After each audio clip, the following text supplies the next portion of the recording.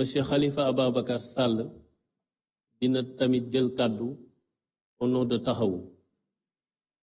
Également monsieur Seydi Gassama mi nga xam ne moo jiite Amnesty ak madame Aminata Fall Niang. ñu fàttali ni rek ku ci ne am nga juróomi minute kon dañuy tàmbali ak ki nga xam ni moo di monsieur Moustapha Niass, ancien président de l'Assemblée nationale.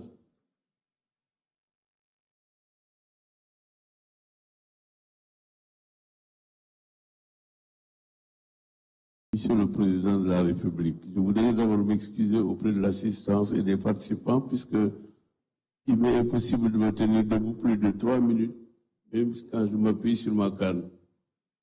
Ce n'est certainement pas l'âge qui en est l'origine, mais peut-être mon état de santé. Donc si vous me donnez l'autorisation de parler assis, Monsieur le Président, je vous en remercierai beaucoup.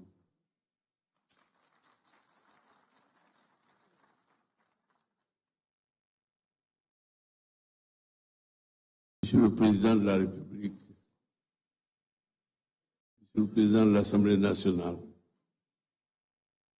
Monsieur le Premier ministre, Mesdames, Messieurs les chefs d'institution, toutes autorités en vos rangs et grades, je vous salue avec respect et avec considération. Sans doute le privilège de l'âge vous vaut de devoir prendre la parole devant cette auguste assemblée et devant ces éminents participants au dialogue national qui va se dérouler pendant presque une semaine, je crois, à partir d'aujourd'hui. Monsieur le Président, merci de votre invitation que j'ai reçue avec fierté. J'ai tenu personnellement à venir répondre à cette invitation. Le parti politique auquel j'appartiens et qui est dirigé par l'honorable député Mbaye est représenté par lui-même et par d'autres camarades qui sont ici présents. Monsieur le Président de la République, ce dialogue est venu à son heure. Une année après l'exercice du pouvoir suprême par vous-même et par l'équipe qui vous seconde dans cette éminente mission. Le président Senghor définissait l'État moderne par 3 critères. Le premier, c'est des finances saines. Il disait le premier critère qui constitue le soubassement d'un État moderne, c'est des finances saines. Le second critère, c'est une administration organisée. Et le troisième, une justice indépendante. Voilà, selon le président Senghor, dont j'ai été l'élève, le disciple, comment se définissait à son niveau, et selon lui, l'État moderne. Les finances saines sont des ressources, nécessairement, des ressources internes et des ressources externes, bien gérées, et que vous le dites souvent, dans la transparence et de manière juste. Une administration organisée, c'est une administration du développement qui permet un contact direct entre les administrateurs et les populations sous le contrôle, sous l'autorité, à travers des synthèses qui sont faites régulièrement, de manière que les outils du développement soient utilisés au mieux qu'il est possible, de manière à atteindre les populations dans leur recherche de bien-être, de santé, de salubrité, de sécurité et de rêve. Puisque sans le rêve, il n'y a pas possibilité pour l'être humain d'améliorer sa situation ni ses conditions de vie. La justice indépendante, qui est la justice rendue au nom du peuple, pour le peuple et par le peuple. Je commence donc cette brève allocution par cette référence historique. Des efforts humains conduits à partir d'un programme précis,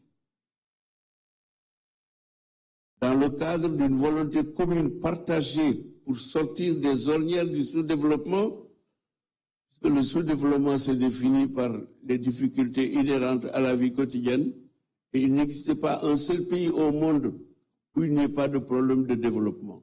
Parce que le développement est un exercice continu, à composantes multiples, par étapes régulières, mais il est porté aussi par des institutions de toute république et de tout État, tous les empires et les royaumes, ensemble, la main dans la main, avec les trois références que vous donnez souvent dans vos allocutions, Monsieur le Président de la République, c'est-à-dire la tolérance,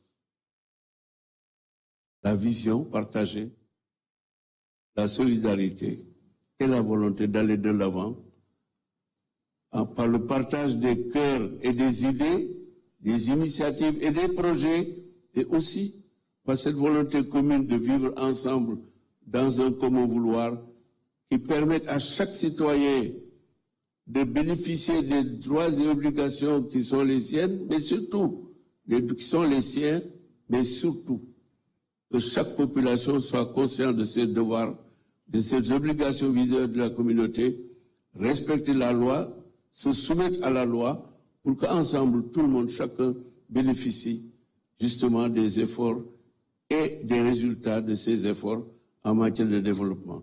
Je vous remercie, Monsieur le Président de la République.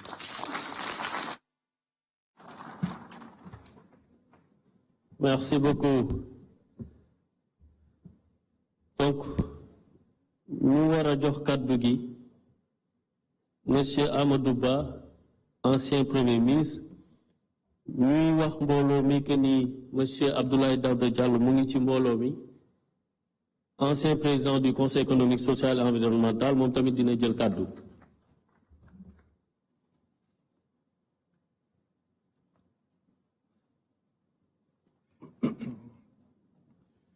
Je vous remercie. Monsieur le Président de la République, Monsieur le Président de l'Assemblée nationale, Monsieur le Premier ministre, Mesdames, Messieurs les membres du gouvernement, Monsieur le médiateur, aperçu, Monsieur le Président du Conseil national de régulation, Monsieur le Président du facilitateur du dialogue, je vous salue. Mesdames, Messieurs, permettez-moi de saluer d'emblée l'initiative de ce dialogue national. Malgré les turbulences, elle est un geste d'ouverture à magnifier.